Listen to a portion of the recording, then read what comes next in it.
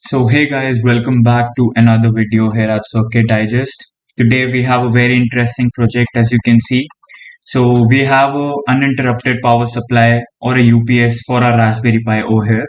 As you can see, the Raspberry Pi module is powered up through this module, and this module is connected to a DC adapter. So even if I remove the DC adapter source, as you can see that the Raspberry Pi still keeps on running, so that we get an uninterrupted power supply to the Raspberry Pi. So let's get right into it.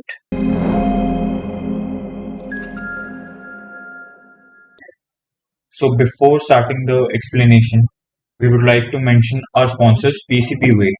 PCBWay provides high quality and cost effective PCB prototype and fabrication services. They are well equipped to handle standard and advanced PCB designs and can also provide SMT stencil and PCB assembly services. They are known for their shorter lead time and customer service and also supports the maker community. So do consider them giving a try for your next PCB. Okay, so let's get familiarized with our module which we have over here.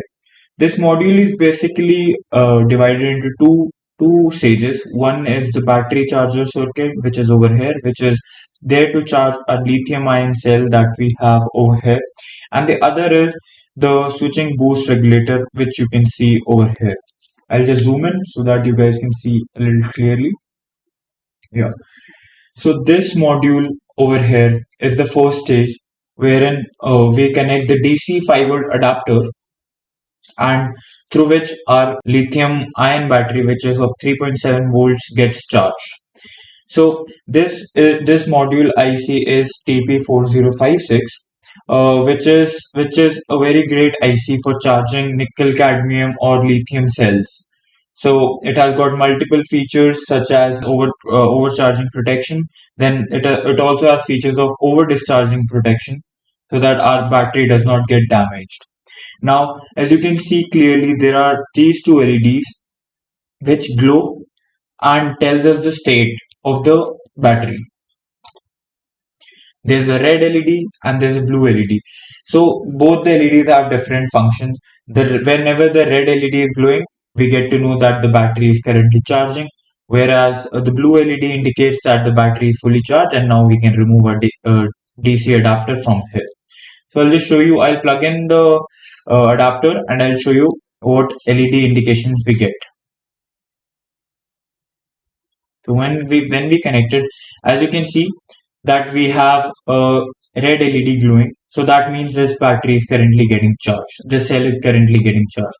And once it is completely charged, once it reaches its maximum voltage level, this LED over here would glow and we would know that our battery is completely charged. Once this is done, now let's look at the other part of the circuit, which is the second stage of a circuit.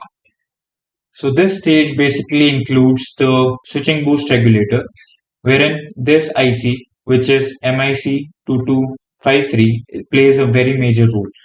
So since we know that the output voltage of this cell is 3.7 volts, which is not enough to power up a Raspberry Pi module, so we need to boost up the voltage level up to 5 volts so that the module works very fine.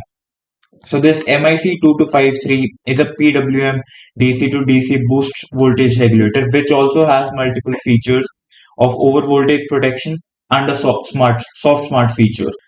So this 1 megahertz high switching frequency allows this MIC2253 to use a very small inductor and deliver a high power to the setup. So once the input from this lithium ion cell is given to this boost regulator, we observe a output voltage of 5 volts, which is then given to our Raspberry Pi module. So now let's look at the pin diagram of the IC MIC2253, which is the boost regulator in our circuit. So as you can see, it's a 12-pin SMD IC, wherein the first pin NC, which is basically not internally connected. Then the second one is SS, which is basically for the soft start. We have connected a 1 microfarad capacitor in order to slowly turn on the device. Then there's a feedback pin wherein you can get the feedback. Over here, as you can see, we have we have R3 and R4 resistors, which basically acts as a voltage divider at the end. So we need to have a look at the circuit diagram, which I'll be showing you very soon. So after that, then there are these analog and power grounds, which are to be grounded. Then there is this compensation pin, which is basically used to stabilize the converter. Now in our circuit, the capacitor C1, which is of 10 nanofarad, and the resistor R2, which is of 620 ohm, are used in order to stabilize and use this compensation pin. Then we have the enable pin, which basically enables the IC, and then we have the VIN pin, to which we'll be giving 2.5 to 10 volts in input supply, which is basically used for the internal circuitry.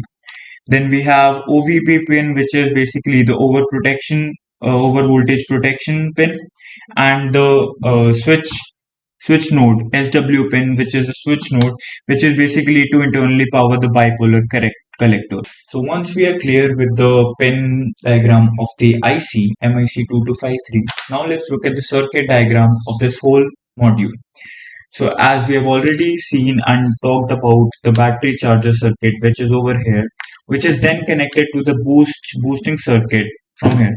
So we get a 3.7 volt output, and we have a 2.2 microhenry inductor with this high speed switching IC, which is MIC2253 for us.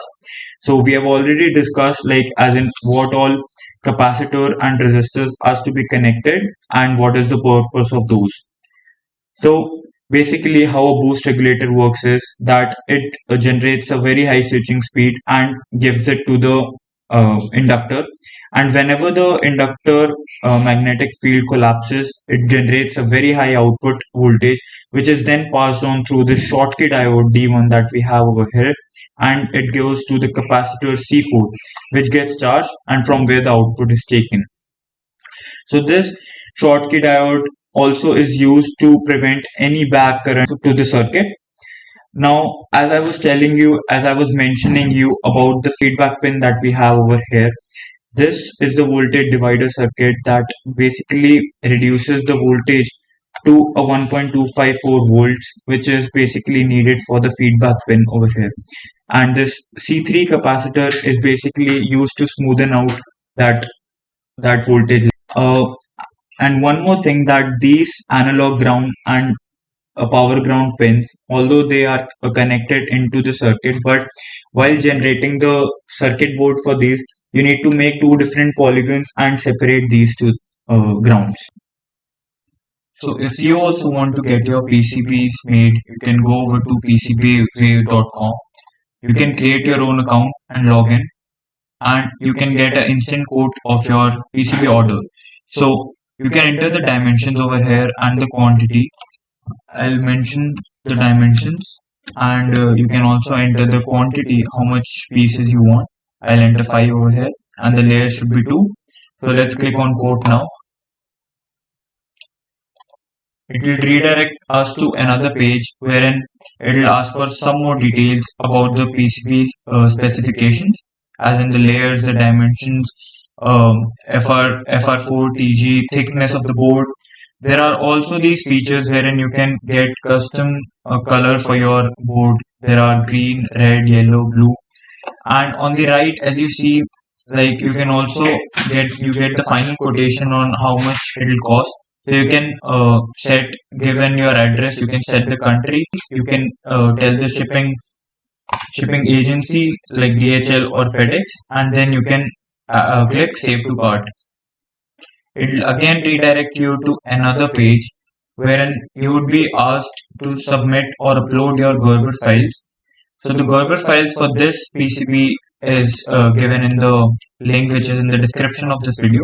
You can directly add Gerber files over here and get your PCB made by PCBWave. So just a few days after ordering my PCBs, I received these high quality PCBs. As you can see that the tracks and masks are of really good quality, and I received them on time, and immediately after that I started soldering my board and got it into use. So let's now see and test our circuit. So over here we have our charging and boosting module, and over here we have our Raspberry Pi 4 along with a 3.5-inch LCD panel. So what we'll do is we'll connect our boosting and charging module to the 5-volt AC adapter, and as you can see the red LED glows, that means it has started charging the battery. So simultaneously it will also give a 5 volts output which will be boosted using this circuit. So now let's see, let's connect and see the Raspberry Pi. As you can see, it powers up, and let's wait for it to start.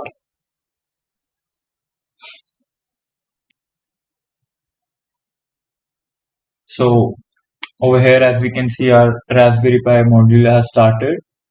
So now what we can do is we can try and removing the 5-volt adapter, and let's see if this still works. Yeah.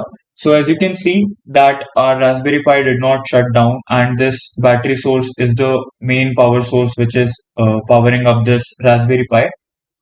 So by this way we get an uninterrupted power supply, and the this microprocessor does not get shut down immediately. Thank you.